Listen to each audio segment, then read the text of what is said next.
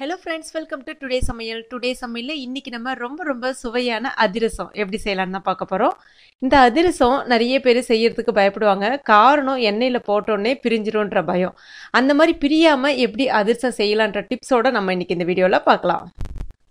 இப்போ காலையில் டைம் வந்து 7 மணி ஆகுது. நான் இன்னைக்கு 1 கப் அளவுக்கு பச்சரிசி எடுத்திருக்கேன். பச்சரிசி மாவு பச்சரிசின்னு கேட்டு வாங்கிக்கங்க. நீங்கள் வந்து ரேஷன் அரிசி கூட உங்ககிட்ட இருந்துச்சுன்னா அதை பயன்படுத்திக்கலாம். அது கூட அதிரசம் வந்து ரொம்ப சுவையாக வரும், உதிராமல் வரும். ஆனால் ரேஷன் அரிசி பயன்படுத்தினீங்கன்னா எக்ஸ்ட்ரா ஒரு 3 தடவை கழுவிக்குங்க. இப்போ இதில் கொஞ்சமாக தண்ணி சேர்த்துட்டு ஒரு 3 தடவை நல்லா கழுவிடுங்க. அதுக்கப்புறம் கொஞ்சமாக தண்ணி சேர்த்துட்டு 1 மணி நேரம் இதை நம்ம ஊற வச்சிடலாம். இப்போ 1 மணி நேரம் ஆயிடுச்சு. மறுபடியும் இதை நம்ம 2 தடவை கழுவிடலாம். அதுக்கப்புறம் இதில் இருக்கக்கூடிய தண்ணியை நம்ம வடிகட்டிடலாம். வடிகட்டிட்டு இந்த மாதிரி ஒரு ஃபில்டர் நான் யூஸ் பண்ணியிருக்கேன். இதில் வந்து ஒரு 10 நிமிஷம் வச்சிங்கன்னா போதும். அந்த தண்ணி எல்லாமே உங்களுக்கு நல்லா வடிஞ்சிரும். அதுக்கப்புறம் இந்த மாதிரி ஒரு வெள்ளை காட்டன் துணி இல்லைன்னா டவல் வச்சுக்கோங்க. அதில் இந்த அரிசியை வந்து இந்த மாதிரி நல்லா பரப்பி விட்டுடுங்க. ஃபேன் காற்றுல ஒரு 10லேருந்து 15 நிமிஷம் வச்சா போதும். அதுக்கு மேலே வைக்க வேணாம். ஏன்னா அரிசி வந்து கொஞ்சம் ஈர அரிசியாக தான் இருக்கணும். உங்களுடைய கை வந்து காஞ்சிருக்கணும். அரிசியை நல்லா தொட்டு பார்க்கும்போது அரிசி வந்து நம்மளுடைய கையில் வந்து இந்த மாதிரி ஒட்டணும். இந்த மாதிரி ஒட்டுச்சுன்னா உங்களுக்கு அரிசி வந்து கரெக்டான பதத்தில் இருக்குன்னு அர்த்தம். ஏன்னா அதிரச மாவு மட்டும் என்றைக்குமே வந்து ஈரமாவாக இருக்கணும். அப்போ தான் அதிரசம் எண்ணெய் சட்டியில் போடும்போது உங்களுக்கு பிரியாமல் வரும். இப்போ இது கரெக்டான பதத்தில் இருக்குது. இதை நம்ம இப்போ மிக்ஸி ஜாரில் சேர்த்துக்கலாம். சேர்த்துட்டு நல்லா உங்களுக்கு நைஸான பவுடராக அரைச்சிக்கிங்க. அரைச்சிட்டு இந்த மாதிரி ஒரு சல்லடையை யூஸ் பண்ணி நான் சலிச்சிக்கிறேன். உங்ககிட்ட வேறு எந்த மாதிரி சல்லடை இருந்தால் கூட நீங்கள் பயன்படுத்திக்கலாம். நான் இன்றைக்கி மாவு சலிக்கிற சல்லடை தான் பயன்படுத்துகிறேன். அந்த மாதிரி ஈரமாவு சட்டுன்னு போய் இறங்காது. இந்த மாதிரி கையால் வந்து நல்லா சலிச்சு விடுங்க. மிச்சம் மறுபடியும் நொய் மாவு வரும். அந்த நொய்யை மறுபடியும் மிக்சியில் போட்டுட்டு மறுபடியும் பவுடர் பண்ணி மறுபடியும் சலிச்சிக்கங்க இதே மாதிரி. இப்போ எல்லாமே சலிச்சது போக கடைசியாக ஒரு 2 டீஸ்பூன் அளவுக்கு தான் நொய் மீறுற மாதிரி பார்த்துங்க. ரொம்ப அதிகமாக மீந்து போகிற மாதிரி நீங்கள் எடுத்து எட்ட வச்சுட்டீங்க அப்படின்னா உங்களுக்கு வெல்லம் வந்து ஜாஸ்தியாக போன மாதிரி ஆகிடும். அதனால் இதை மட்டும் கொஞ்சம் கவனமாக பார்த்துக்குங்க. இந்த நொய்யை நம்ம வேஸ்ட் பண்ண வேணாம். ரவை உப்புமா செய்யும் போதோ இல்லைனா வந்து இட்லி மாவு அரைக்கும் போது கூட நம்ம சேர்த்து அரைச்சிக்கலாம். இப்போ அடுத்ததாக ஒரு பேனில் 3/4 கப் அளவுக்கு வெல்லம் சேர்க்குறேன். 1 கப் அரிசிக்கு 3/4 கப் வெல்லம் வந்து போதுமான அளவு. நான் இன்றைக்கி பாகு வெல்லம் தான் சேர்க்குறேன். பாகு வெல்லம் தான் என்றைக்குமே வந்து அதிரசத்துக்கு செம சூப்பராக இருக்கும். இதில் 1/4 கப் அளவுக்கு தண்ணி சேர்த்துக்கலாம்.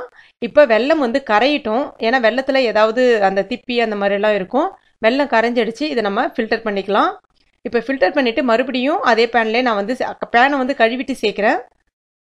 இப்போ வெள்ளை பாகு உங்களுக்கு ரெடி ஆகிறதுக்கு கரெக்டாக உங்களுக்கு ஒரு 5 நிமிஷம் எடுத்துக்கும். ஸ்டவ்வை ஃபாஸ்ட்டாக வச்சு பண்ணவே கூடாது. மீடியம் ஃப்ளேமில் வச்சுட்டு ரெடி பண்ணுங்கள் எப்பயுமே.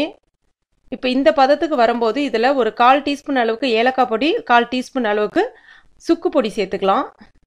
இப்போ இது எல்லாத்தையுமே நல்லா கலந்து விட்டுடலாம். இப்போ வெல்லம் வந்து உங்களுக்கு கரெக்டான அதாவது பாகு வந்து கரெக்டான பதத்தில் இருக்கான்னு பார்க்கணுன்னா இந்த மாதிரி ஒரு தட்டில் கொஞ்சமாக தண்ணி எடுத்துக்கங்க. பாகு ஒரே ஒரு ட்ராப் விடுங்க.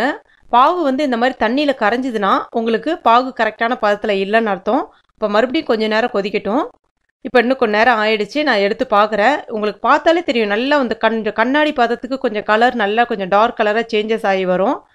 இப்போ மறுபடியும் ஒரே ஒரு சொட்டு விட்டு பாருங்கள். விட்டுட்டு பார்த்தீங்கன்னா உங்களுக்கு எந்த இடத்துலையும் வந்து தண்ணியில் கரையில் அந்த மாதிரி இது மாதிரி எடுத்திங்கன்னா உங்களுக்கு நல்லா இந்த மாதிரி பால் மாதிரி உருளும். அந்த மாதிரி பால் ரொம்ப திக்காக உருளக்கூடாது.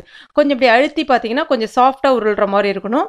ஸோ இப்போ கரெக்டான பதத்தில் இருக்குது. நம்ம ஏற்கனவே ரெடி பண்ணி வச்சுருக்க அந்த மாவையும் இதில் கொஞ்சம் கொஞ்சமாக சேர்த்துக்கலாம். மாவு சேர்க்கும் போது ஸ்டவ்வை கம்ப்ளீட்டாக ஸ்லோவாக வச்சுருங்க. சேர்த்துட்டு நல்லா கலந்து விடுங்க. கலந்து விட்டதுக்கப்புறம் உங்களுக்கு இந்த பதத்துக்கு வரும். ரொம்ப இலகுன மாதிரி இருந்தாலும் கரெக்டாக வந்து உங்களுக்கு 2 நாள் வந்து நீங்கள் அந்த மாவு வந்து ஊற வைக்கிற மாதிரி ஆகிடும். 2 நாள் கழித்து சுட்டிங்கன்னா ரொம்ப எண்ணெய் குடிக்கிற மாதிரி ஆகிடும். நான் இன்றைக்கி காலையில் தான் இப்போ செஞ்சுட்டு இருக்கேன்னு சொன்னேன் இல்லையா. நான் இன்றைக்கி ஈவினிங் இதை உங்களுக்கு எப்படி செய்யறதுன்னு நான் செஞ்சு காட்டுறேன். இப்போ இந்த மாதிரி திக்காக ரெடி பண்ணிங்கன்னா உங்களுக்கு ஒரே நாள்லே போதும். எண்ணெயும் குடிக்காது அதிகமாக. இப்போ இது ரெடி ஆகிடுச்சு. நம்ம வேறு ஒரு பவுலில் மாற்றிடலாம். இந்த மாவு கரெக்டாக 8 அல்லது 9 மணி நேரம் ஊறினா போதும். மணி இப்போ பார்த்தீங்கன்னா கரெக்டாக நைட்டு 7 மணி ஆகுது. இந்த மாவு நல்லா உங்களுக்கு கம்ப்ளீட்டாக ஊறி வந்துடுச்சு. நான் இது அதாவது ஊறத்துக்கு முன்னாடி கொஞ்சமாக நெய் தடவி மேலே 1 டீஸ்பூன் அளவுக்கு நெய் தடவி ஊற வச்சுருந்தேன். நீங்களும் நெய் இல்லைன்னா நல்லெண்ணெய் சேர்த்து ஊற வைக்கலாம். இப்போ இந்த மாவை ஒரு 2 தடவை நல்லா நம்ம பிசைஞ்சு விட்டுக்கலாம். அதுக்கடுத்து தான் நான் இன்றைக்கி ஒரு கவர் எடுத்திருக்கேன். நீங்கள் வாழையில் இருந்தால் கூட வாழையில் பயன்படுத்திக்கலாம். வாழையில் நெய் தடவி கூட நீங்கள் பயன்படுத்திக்கலாம். இப்போ இந்த கவரில் கொஞ்சமாக நெய்யை வந்து இந்த மாதிரி தடவிக்கிறேன். நான் இன்றைக்கி கொஞ்சம் பெரிய பெரிய அதிரசமாக தான் போட போகிறேன். அதனால் பெருசாக பால் எடுத்துக்கிறேன். நீ வேணும்னு நீங்கள் வந்து சின்னதாக எடுத்துக்கலாம். இப்போ இதை வச்சுட்டு அது மேலே இந்த கவரை வந்து க்ளோஸ் பண்ணிவிடுங்க. க்ளோஸ் பண்ணும்போது கொஞ்சம் கவரை இந்த மாதிரி பேக்கில் இழுத்த மாதிரி க்ளோஸ் பண்ணுங்கள். அப்போ தான் உங்களுக்கு ரவுண்ட் ஷேப் வந்து கரெக்டாக வரும். அதுக்கடுத்து இந்த மாதிரி கப்பை யூஸ் பண்ணி ஒரு 2 தடவை ப்ரெஸ் பண்ணி விடுங்க. ப்ரெஸ் பண்ணும்போது இது மாவு வந்து கொஞ்சம் ஹார்டாக தான் இருக்கும். அதனால் கொஞ்சம் ப்ரெஸ் பண்ண கொஞ்சம் அழுத்தி ப்ரெஸ் பண்ணுங்கள். ப்ரெஸ் பண்ணிவிட்டு அந்த மாதிரி அதுக்கப்புறம் நம்மளுடைய 3 விரலால் வச்சு இந்த மாதிரி ரவுண்டாக பண்ணி விட்டிங்கனாலே அழகாக ரவுண்டாக வரும். அதுக்கப்புறம் ஓரங்களில் ஜஸ்ட் நம்மளுடைய கையால் இந்த மாதிரி தட்டி விட்டாலே அந்த இது போய் ஆட்டோமேட்டிக்காகவே அந்த வெடிப்பு போய் க்ளோஸ் ஆகிடும். சைஸ் வந்து பார்த்தீங்கன்னா ரொம்ப திக்காக இல்லாமல் ரொம்பவும் தின்னாக இல்லாமல் இந்த சைஸ்க்கு இருக்கணும். இப்போ எண்ணெய் வந்து நல்லா சூடாக இருக்குது. ஸ்டவ்வை மீடியம் ஃப்ளேமில் வச்சுருங்க. ஃபாஸ்ட்டாக இருக்கக்கூடாது, மீடியம் ஃப்ளேமில் வச்சுருங்க. இப்போ இதை நம்ம எண்ணெய் சட்டியில் விட ஆரம்பிச்சிடலாம். கரெக்டாக உங்களுக்கு போட்ட 1 நிமிஷத்துலேயே வந்து சிவந்து வந்துடும். அதுக்கப்புறம் மறுபடியும் டர்ன் பண்ணி விடுங்க. மறுபடியும் உங்களுக்கு ஒரு 1/2 நிமிஷத்தில் அதுவும் சிவந்து வந்துடும். எடுத்துடலாம். அடுத்தடுத்து நம்ம இது மாதிரி எடுத்துக்கிட்டே இருக்கலாம். இப்போ எடுத்துட்டு நீங்கள் நேரடியாக வந்து தனியாக ஒரு தட்டில் வைக்கக்கூடாது. ஏன்னா அது வந்து எப்படியா இருந்தாலும் அதிரசம் வந்து எண்ணெய் எடுத்துருக்கும். இந்த மாதிரி ஒரு பிளேட் ஒன்று எடுத்துக்கங்க. இந்த மாதிரி கிச்சனில் இந்த மாதிரி விளிம்பில் கொஞ்சம் இது இருக்கும் இல்லையா, அதில் கொஞ்சம் மோடாக அந்த மாதிரி இருந்துச்சுன்னா அந்த பிளேட்டை வந்து கொஞ்சம் சாய்வாக வச்சுங்க. இல்லைன்னா நீங்கள் ஒரு பாத்திரம் கூட நீங்கள் நடுவில் அடியில் வந்து ஒரு சின்ன ஒரு கப் கூட வச்சு இந்த பிளேட்டை வந்து சாய்வாக வச்சுக்கலாம். அதுக்கப்புறம் நம்ம ஏற்கனவே ரெடி பண்ணி வச்சுருக்க அந்த அதிரசத்தை நம்ம இந்த மாதிரி எடுத்துகிட்டு வந்து வச்சுட்டு மேலே இந்த மாதிரி ஒரு கப்பை யூஸ் பண்ணி இப்படி ப்ரெஸ் பண்ணி விடுங்க. ரொம்ப அழுத்தி ப்ரெஸ் பண்ணாதீங்க. ஒரு 2 தடவை 3 தடவை கொஞ்சம் மைல்டாக ப்ரெஸ் பண்ணுங்கள். ப்ரெஸ் பண்ணும்போது பார்த்தீங்கன்னா அதில் இருக்கக்கூடிய எண்ணெய்கள் எல்லாமே உங்களுக்கு ஈஸியாக வெளியேறிடும். அதுக்கப்புறம் இதை எடுத்து நம்ம தள்ளி எட்ட வச்சிடலாம். அதுக்கடுத்துதான் அது மாதிரி அதற்கடுத்த அதிரசமும் அதே மாதிரி நம்ம வந்து போட ஆரம்பிச்சிடலாம். அதிரசம் மட்டும் போடும்போது யாரோ ஒருத்தவங்க அந்த மாதிரி ப்ரெஸ் பண்ண இன்னொருத்தவங்க போடும்போது பார்த்தீங்கன்னா ரொம்ப ஈஸியாக சட்டுன்னு வேலை முடிஞ்சிடும்.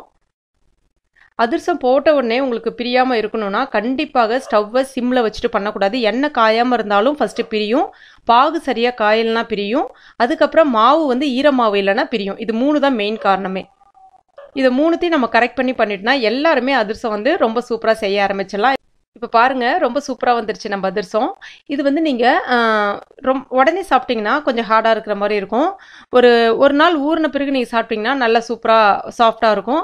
இது நான் உங்களுக்கு உடனேவே நான் பிரித்து காமிக்கிறேன் பாருங்கள் எந்த அளவுக்கு மேலே கொஞ்சம் ஹார்டாக இருக்க மாதிரி இருக்கும், உள்ளே பாருங்கள் எந்த அளவுக்கு சாஃப்டாக உள்ள மாவுலாம் நல்லா வெந்து வந்திருக்கு பாருங்கள்.